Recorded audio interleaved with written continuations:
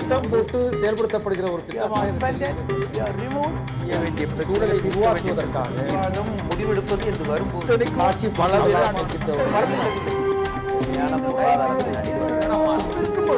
எதிர்த்து பேசிட்டு மக்கள் தங்களுடைய பங்களிப்பை வீராணம் திட்டம் என்பது திட்டம் கொண்டு வரப்பட்ட பொழுது திராவிட ஆட்சி கலைக்கப்பட்டு விட்டது. அது மீது பல குற்றச்சாட்டுகள் சுட்டு அதை சிதைத்தார்கள். இதே அம்மையார் அவர்கள் வீராணம் திட்டம் பற்றி பல்வேறு சொல்ல நிறைவேற்றப்பட முடியாத திட்டம் என்று சொன்னார்கள். பின்னர் அவர்களே அதை நிறைவேற்றி தண்ணீர் கொண்டு வந்தார் சொன்னார்கள். இது ஒரு இன்னொன்று அவர்கள் சொன்னார்கள், புதிய தலைமைச் செயலரிடம் ஒகேனக்கல் கூட்டுக்குடிநீர் திட்டம். ஒகேனக்கல் கூட்டுக்குடிநீர் திட்டம் ஐயா அவங்க சொன்னாங்க எம்ஜிஆர் காலத்தில் நிறைவேற்றது. எம்ஜிஆர் எந்த காலத்தில் எந்த பீரியட் இருந்தது? 87ஆம் ஆண்டு எம்ஜிஆர் இருந்து விட்டாங்க அவங்க. அதற்கு பின்னர் 91 96 இந்த அம்மையார் தான் இருந்தாங்க. யாருக்காக ஏதாவது திரும்பாது கேள்விப்பட்டாங்கள் இல்லை. 2006 2011 தான் ஜப்பான் நாட்டு நிதி உதவியுடன் அந்த திட்டம் துவங்கப்பட்டு கிட்டத்தட்ட 80 விழுக்காடு முடிவந்தது. இவன் முதலமைச்சர் திறந்து வச்சதா சொன்னாங்க. முதலமைச்சர் இந்த தளபதி அவர்கள் ஸ்டாலின் அவர்கள் அங்கே சென்று போராட்டம் நடத்தி சொன்ன பிறகு இவர்கள் அவசரமா திறப்புழா நடத்தினாங்க தலைமைச் செயலகத்திலிருந்து.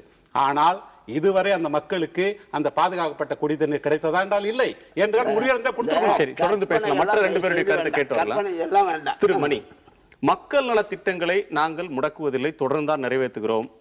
ஆனால் மக்கள் விரோத திட்டங்களாக இருந்தால் நாங்கள் முடக்கி வைக்கிறோம், அதற்கு நாங்கள் அஞ்சுவதில்லைன்னு முதலமைச்சர் சொல்றாரு. உங்க அனுபவத்துல தமிழ்நாட்டை பொறுத்தவரையிலும் 5 ஆண்டுகளுக்கு ஒரு முறை ஆட்சி மாறிக்கொண்டே இருக்கிறது. கடந்த 30 ஆண்டு காலமாக அதைத்தான் நாம் பார்க்கிறோம். இந்த சூழ்நிலையில இப்படி ஒரு ஆட்சி மாறினால் அதற்கு அடுத்து வரக்கூடிய ஆட்சி அந்த திட்டத்தை கிடப்பில் போட்டு விடுகிறார்கள் அப்படின்ற வாதத்துல ஏதேனும் உண்மை இருக்கிறதா? நான் இதை பொதுவாக எப்படி பார்க்குறேன்னு கேட்டிங்கன்னா 2 பேருமே காம்படிட்டிவாக தமிழ்நாட்டுக்கு நல்லது தான் செஞ்சுருக்காங்க. பெரிய லெவலில் கெடுதல் வரலன்னு தான் நான் நினைக்கிறேன். இப்போ உதாரணத்துக்கு இப்போ ஐயா சொன்ன மாதிரி மதிய உணவு திட்டம் வந்தது. அதை கலைஞர் ஒன்றும் அதை கலைச்சிடல, அதை மேலே முட்டை போட்டார், மேலே எடுத்துகிட்டு போனார். அதே மாதிரி இப்போ வீராணம் திட்டம் வந்தது, இவங்க அதை ஒரு படி மேலே கொண்டு போனாங்க. அதே மாதிரி தான் ஒகேனக்கல் குடிநீர் திட்டமும். அதாவது காம்படிட்டிவ் வெல்ஃபேர் ஸ்கீம்ஸ் தான் இங்கே அதிகமாக நடந்திருக்குது. இப்போ இந்த விவாதமே எப்படி வருதுன்னா, இந்த மாநிலத்துக்கு சம்பந்தமே இல்லாத ஒருவர் அவர் இங்கே என்னுடைய மாநிலத்தில் தான் எல்லாமே நடக்குது, தமிழ்நாட்டில் எதுவுமே இல்லைன்னு சொல்லும் பொழுது இந்த விவாதம் வருது. அதற்கு அந்த அந்த வாதத்துக்கு இவர்கள் பெரியார் பேராலையும் அண்ணா பேராலையும் கட்சி நடத்துபவர்கள் ஒரு விதத்துல பலியாயிட்டு இருக்காங்களோன்னு எனக்கு வருத்தமா இருக்குது, அச்சமா இருக்குது. அதாவது எப்படின்னு பாத்தீங்கன்னா குஜராத்தில் அவங்க வெளிப்படையாவே சொல்லலாம், குஜராத்தில் அவர் சாதித்ததை விட தமிழ்நாட்டில் 2 திராவிட கட்சிகளும் நிரம்ப சாதித்திருக்கிறார்கள். இதற்கு ஏராளமான புள்ளி விவரங்கள், இந்திய அரசின் புள்ளி விவரங்களும் ஐநா அமைப்பின் புள்ளி விவரங்களும் இதற்கு சான்று பகரும். ஆகவே அந்த ஸ்டேஜை தாண்டி இன்னைக்கு நம்ம போகணும். மாறி மாறி இவர்கள் குற்றம் சாட்டிக் கொள்வது என்பது ஒரு 2 பேரும் உடன்படுறாங்க. அதாவது குஜராத் மாநிலத்தை விட தமிழ்நாடு வளர்ந்த மாநிலம், மனிதவள மேம்பாட்டிலும் சரி சமூக பாதுகாப்புலையும் வளர்ச்சி அடைந்த மாநிலம்ன்றத முதலமைச்சர் ஜெயலலிதாவும் சொல்றாங்க. திமுக தலைவர் கருணாநிதியும் அந்த கருத்தை தொடர்ந்து சொல்லிட்டு இருக்காங்க மோடியை விமர்சிக்கிற நேரத்தில்.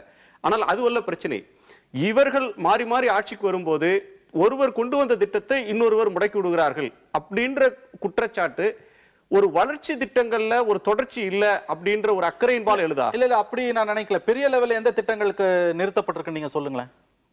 எந்த திட்டங்கள் பெரிய லெவல்ல நிறுத்தப்பட்டிருக்கு? சேது சமுத்திர திட்டத்துல 2 வியூ இருக்கு சார். அது நீங்க பாத்தீங்கன்னா பச்சோரி கமிட்டி உச்சநீதிமன்றத்தின் மேற்பார்வையில் அமைக்கப்பட்ட பச்சோரி கமிட்டியோட ரிப்போர்ட்ல மிக கடுமையான விமர்சனங்கள் முன்வைக்கும் பொழுது, அதை ஆட்சேபனைகள் முன்வைக்கும் பொழுது அதை தாண்டி நம்மளால போவது என்பது அவ்வளவு ஈஸியான ஒரு விஷயம் கிடையாது. ஓகே, சேது சமுத்திர திட்டத்தை தாண்டி நீங்க பாருங்களேன், மிகப்பெரிய அளவில் வேற என்ன பாதிப்பு வந்திருக்குது.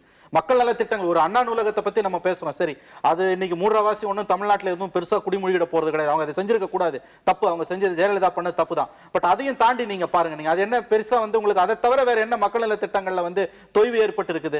அப்படியே தான் தொடர்றாங்க. 2 பேரும் மாத்தி மாத்தி முன்னாலதான் எடுத்துட்டு போறாங்கன்னு தான் நான் பாக்குறேன். நான் இந்த விவாதத்தை இன்னொரு வகையாகவும் பார்க்கலாம். அதாவது வளர்ச்சி திட்டங்கள் கொண்டு வருகிறார்கள், அதை நிறைவேற்றுவதில் முனைப்பு காட்டாம போயிடுறாங்க அப்படின்ற ஒரு விமர்சனமும் இதுல வருகிறது. கொண்டு வர்றதுல தீட்டுறதுல காட்டுற ஆர்வத்தை அமலாக்குவதில் காட்டுறதில்லை அப்படின்னு ஒன்றும். இன்னொன்று, இந்த கட்டிடங்கள் எழுப்புவது அல்லது பெரிய ஒரு மிக பிரம்மாண்டமான திட்டங்களுக்கு பெயர் வைத்து விடக்கூடிய காரணத்தினாலே, தலைவர்களுடைய பெயர் வைக்கிறதுனாலேயே அடுத்து வரக்கூடிய ஆட்சி அதை நிறுத்திடுது. உதாரணமாக கலைஞர் வீட்டு வசதி திட்டம் அப்படின்னு ஒன்று போட்டாங்க. அது அடுத்து வந்த ஆட்சி அந்த பெயரில் அந்த திட்டத்தை தொடராமல் பசுமை வீடுகள் திட்டம் அப்படின்னு சொல்லி மாற்றி அறிவித்து அதை செயல்படுத்த தொடங்கினாங்க. இதுல ஒரு இந்த பெயர் வைக்கிற அந்த அரசியல், அதுல அந்த கட்சி தலைவர்கள் காட்டுற ஆர்வம், அதனால அடுத்தவங்க அதுல அக்கறை காட்டாம போற போக்கு அப்படி இருக்காருங்க. நிச்சயமா நீங்க சொல்ற மாதிரி ஒரு முக்கியமான காரணம், இந்த திட்டங்கள் எல்லாம் அப்போது இருக்கிற அந்த கட்சி தலைவரோ அல்லது முதல்வரை சுற்றி அவர்களுக்கு ஒரு பர்சனாலிட்டி கல்ட் உருவாக்குவதற்காக அந்த திட்டங்கள் அமுல்படுத்தும் போது இதனால் பிரச்சனைகள் வருகின்றன. உதாரணத்தை சொன்னது போல் மருத்துவ காப்பீடு திட்டம், கலைஞர் காப்பீடு திட்டம் என்று வந்தது. அதிமுக ஆட்சி வந்த உடனே நிறுத்தப்பட்ட ஒரு 2-3 திட்டங்களில் அதுவும் ஒன்று. அதற்கு பிறகு நாங்கள் வேறொரு திட்டம் கொண்டு வருவோம்னு சொல்லி அது வேறு வடிவத்தில் அதை விட சிறப்பான ஒரு திட்டத்தை கொண்டு வந்திருக்கோம் சொன்னாலும் கூட அந்த முதலில் வந்த திட்டம் முடக்கி வைக்கப்பட்டது என்பது உண்மைதான். அதுக்கு முக்கியமான காரணம் இது போல திட்டங்கள் ஒரு தலைவருடைய பெயரை தாங்கி கொண்டு இன்னும் சொல்லப்போனால் அவங்களுடைய படங்களும் அந்த பயனாளிகளுக்கு இப்போது வழங்குகிறார்கள் என்று சொன்னால் அந்த தலைவருடைய படத்தை அதில் போட்டு வழங்குகிறார்கள்.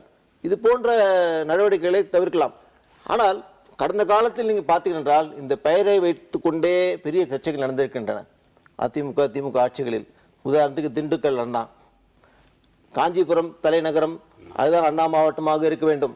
ஆனால் அதிமுக திண்டுக்கல் அண்ணா என்ற மாவட்டத்தில்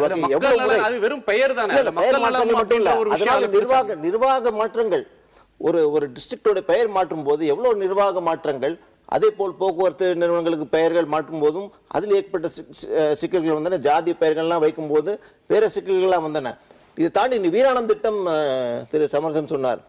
வீராணம் திட்டம் அது நிறுத்தி வைக்கப்பட்டது.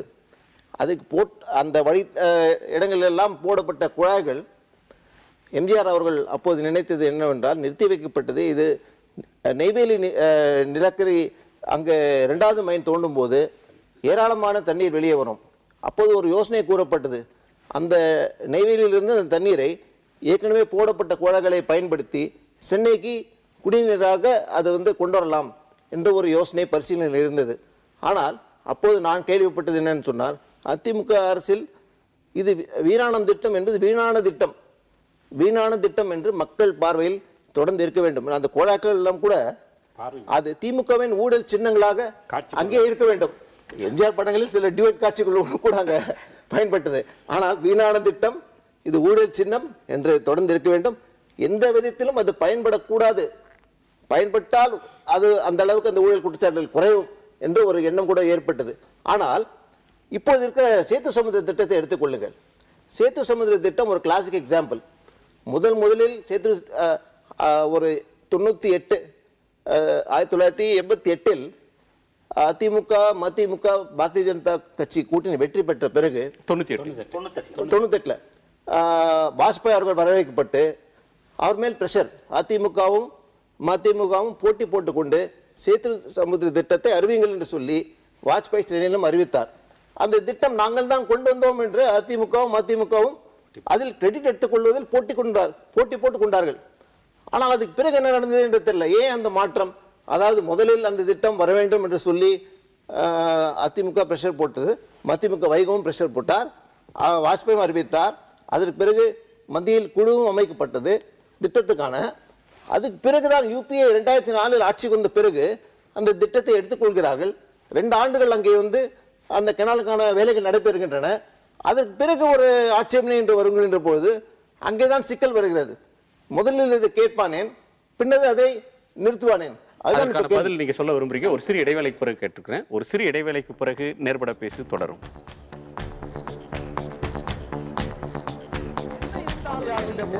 திட்டம் போட்டு செயல்படுத்தப்படுகிற ஒரு திட்டமாக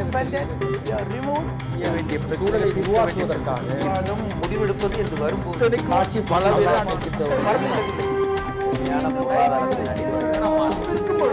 எதிர்த்து பேசிட்டு மக்கள் தங்களுடைய பங்களிப்பை